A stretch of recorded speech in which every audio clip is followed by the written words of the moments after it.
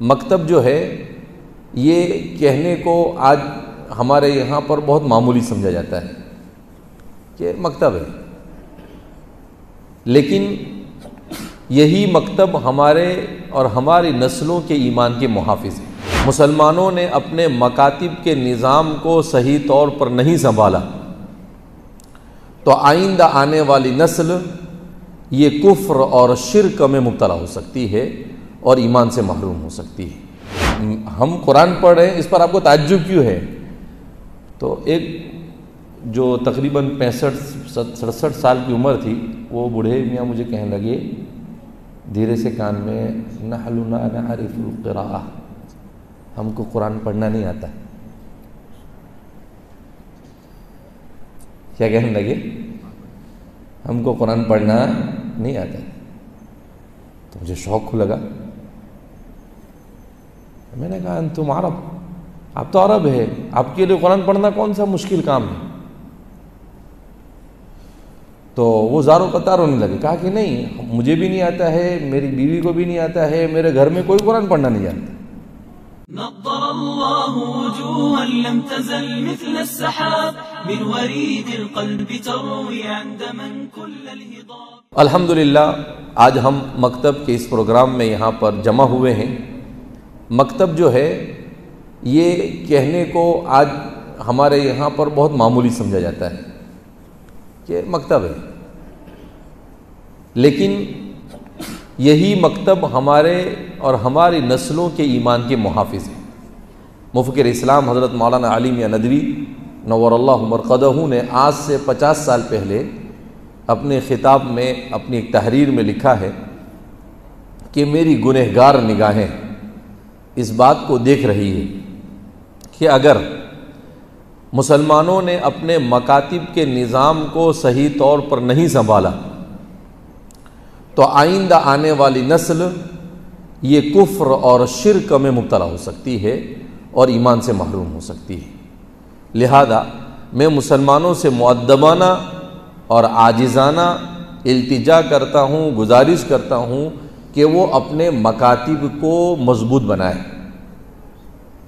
کیوں کہ مدرسے میں سچر کمیٹی کی رپورٹ کے مطابق 2% بچے جاتے ہیں، اسکول میں مسلمانوں کا 60-70% بچے جا رہے ہیں، اور مکتب کے اندر میں جو اسکول میں جا رہے ہیں اس میں سے ایک بڑا طبقہ وہ ہے جو مکاتب میں جا رہا ہے۔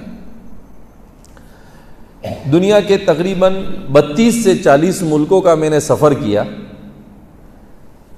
اس سفر میں ایک بات سامنے آئی کہ جن لوگوں کی زبان میں قرآن نازل ہوا، عربی زبان میں، جب ان لوگوں نے بھی مکاتب اور بچوں کے اوپر محنت نہیں کی تو ان کے یہاں پر بھی گھروں میں قرآن پڑھنے والا ایک آدمی نہیں ہوتا ہے۔ آج سے 15-20 سال پہلے، 20-25 سال پہلے کی بات کہ ایک مرتبہ مکہ مکرمہ میں میں قرآن کریم کی تلاوت کر رہا تھا۔ اب ہم نے جن استاد کے پاس حفظ کیا تھا، وہ استاد کیا ہے، ہمیشہ بجاتے رہتے تھے، زور سے پڑھ، زور سے پڑھ، تو وہ زور سے پڑھنے کی عادت ہو گئی۔ تو مولانا ابوبکر صاحب وستان ہمارے والد صاحب کے ففیزاد بھائی، تو وہ پورا دن بجا، یعنی آپ کو چین سے بیٹھنے، زور سے پڑھنے کا۔ اب وہ قرآن زور سے پڑھنے کی ایسی عادت ہو گئی کہ آہستہ پڑھنا بھی شروع کرے تو تھوڑی دیر کے بعد والیوم آٹومیٹک بڑھ جائے، اس لیے کہ 3-4 سال تک وہی زور زور سے پڑھنے کی عادت ہو گئی۔ تو آج بھی کوشش، جلدی کنٹرول میں نہیں آتا ہے، آؤٹ آف کنٹرول ہو جاتی ہے گاڑی۔ تو اب وہ ایسے ہی میں قرآن پڑھ رہا تھا، قرآن پڑھتے پڑھتے مجھے نہیں معلوم تو میرے بازو میں ایک بوڑھے میاں قرآن سن رہے۔ جب 1-2 پارے میں نے پڑھے، اس کے بعد میں زمزم پینے کے لیے کھڑا ہوا تو انہوں نے پکڑ کر مجھے بٹھا دیا، کہا میں زمزم لاتا ہوں۔ میں نے کہا کہ نہیں، آپ بڑے ہیں، میں آپ کی خدمت ہوں، آپ کیوں میری خدمت کریں گے؟ تو دوسرے بوڑھے میاں تھا، اس نے بھی پکڑ لیا میرے کو۔ اب 2 آدمی نے پکڑ کے بٹھا دیا مجھے، تو میں بیٹھ گیا۔ تو ایک بوڑھے میاں گئے، پانی لے کر آئے، پانی پیا اور اس کے بعد مجھے پوچھا مینا ہی نانتا، پہلے نام پوچھا مسمک، آپ کا نام کیا ہے؟ میں نے کہا حذیفہ۔ کہا آپ کہاں سے؟ میں نے کہا ہندوستان سے۔ کہا کہ انت من الہند، آپ ہندوستان سے؟ میں نے کہا جی ہاں۔ کہا کہ قرآن بہت اچھا پڑھتے ہیں۔ میں نے کہا ہمارے تو سبھی ایسا قرآن پڑھتے ہیں۔ تو وہ بوڑھے میاں مجھے تعجب سے دیکھنے لگے، کہا کہ سب ایسا پڑھتے ہیں؟ میں نے کہا ہمارے تو سبھی قرآن پڑھتے ہیں۔ تو وہ تینوں بوڑھے ایک دوسرے کو دیکھ کر تعجب کرنے لگے، تو مجھے اور تعجب ہوا۔ تو پھر میں نے ان سے پوچھا کہ آپ لوگ کہاں سے؟ تو انہوں نے کہا کہ نحن من سوریہ، ہم کہاں سے ہیں؟ سوریہ سے۔ تو پھر میں نے کہا کہ ہم قرآن پڑھ رہے ہیں، اس پر آپ کو تعجب کیوں ہے؟ تو ایک جو تقریباً 65-67 سال کی عمر تھی، وہ بوڑھے میاں مجھے کہنے لگے دھیرے سے کان میں، نحن لا نعرف القراءہ، ہم کو قرآن پڑھنا نہیں آتا۔ کیا کہنے لگے؟ ہم کو قرآن پڑھنا نہیں آتا۔ تو مجھے شوق لگا، میں نے کہا انتم عرب، آپ تو عرب ہے، آپ کے لیے قرآن پڑھنا کون سا مشکل کام ہے؟ تو وہ زاروں قطار ہونے لگے، کہا کہ نہیں مجھے بھی نہیں آتا ہے، میری بیوی کو بھی نہیں آتا ہے، میرے گھر میں کوئی قرآن پڑھنا نہیں جانتا۔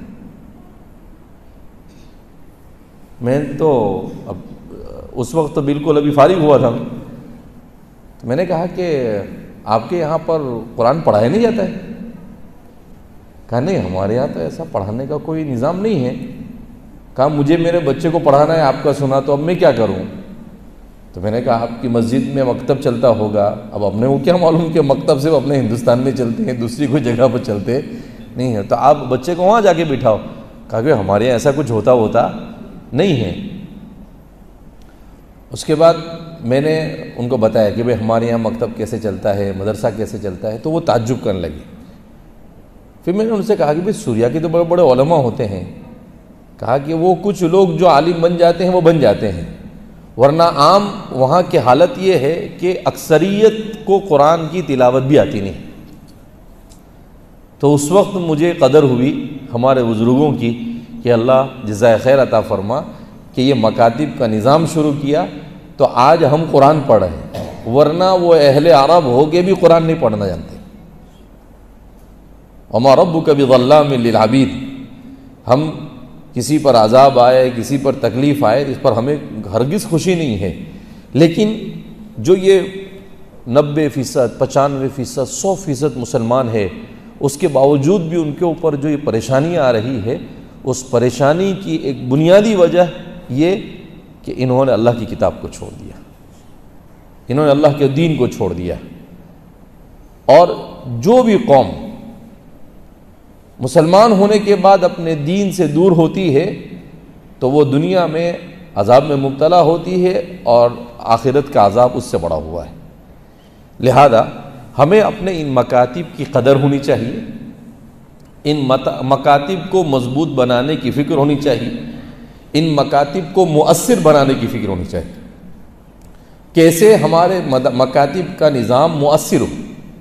جیسے آج میں مکتب میں گیا تو جہاں پر مکتب کا رزلٹ اچھا لگا مجھے، وہاں پر ایک چیز مجھے نہیں اچھی لگی کہ مکتب میں بچے آئے ہیں، پڑھ رہے ہیں، لیکن 60-70% بچے ایسے ہیں کہ ان کا لباس کوئی ٹی شرٹ پہن کر آیا ہے، کوئی پینٹ پہن کر آیا ہے، سر پر سے ٹوپی ڈال دیا۔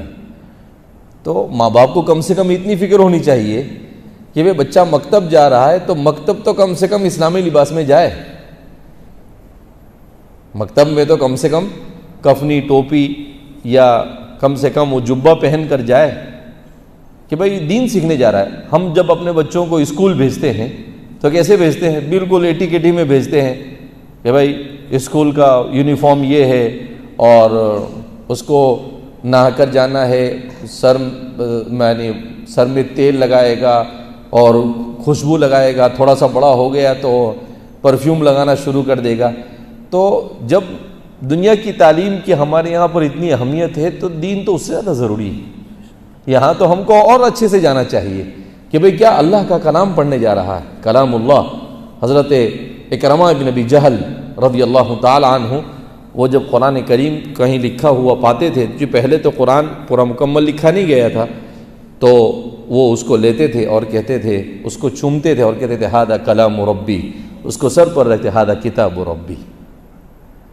تو اللہ کے کلام کی عظمت دل میں جب کم ہو جاتی ہے تو یہ صورتحال ہوتی ہے۔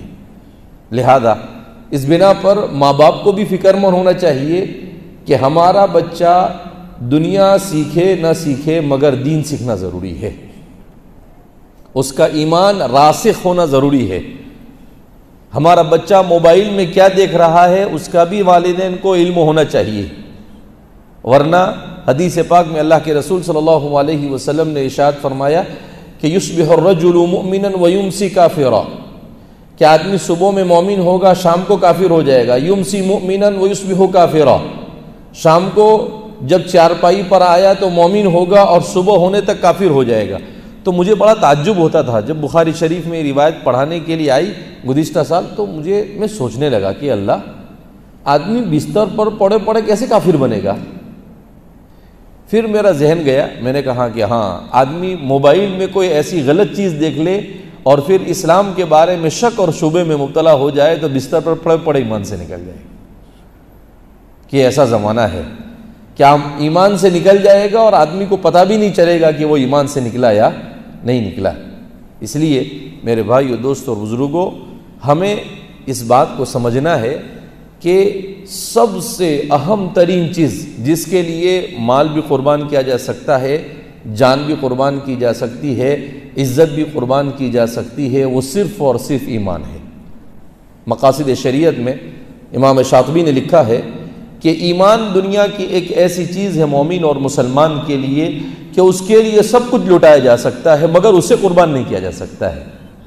اور آج ہمارا مسلمان مومن ایسا ضمیر فروش ہو گیا ہے کہ تھوڑی تھوڑی چیزوں کے لیے اپنے ایمان کو بیچ دیتے ہیں، لیکن ہم یہ نہیں سوچ رہے ہیں کہ ایمان کو بیچنے کا کتنا بڑا نقصان ہم اپنے سر پر لے رہے ہیں، کیونکہ ایمان ہے تو سب کچھ ہے، ایمان نہیں تو کچھ بھی نہیں۔ لہذا سب سے پہلی چیز ہمیں اپنے ان مکاتب کو مضبوط بنانا ہے، اپنے بچوں کو پابندی سے مکاتب میں بھیجنا ہے، اور جیسے اسکول میں یونیفارم ہوتا ہے، اگر ہمارے گاؤں والے متفق ہو تو ہمیں مدرسے میں بھی یونیفارم رکھنا چاہیے کہ بھئی مدرسے میں جائے تو سفید کپڑا اور سفید کرتا اور سفید پائجامہ یا سفید جبہ اور سفید ٹوپی پہن کر جائے، تاکہ ایسا محسوس ہو باوقار طریقے سے کہ بھئی جیسے دنیا کی تعلیم میں یونیفارم ہے، ہمارے دین کی تعلیم میں بھی ہمارا یونیفارم ہے۔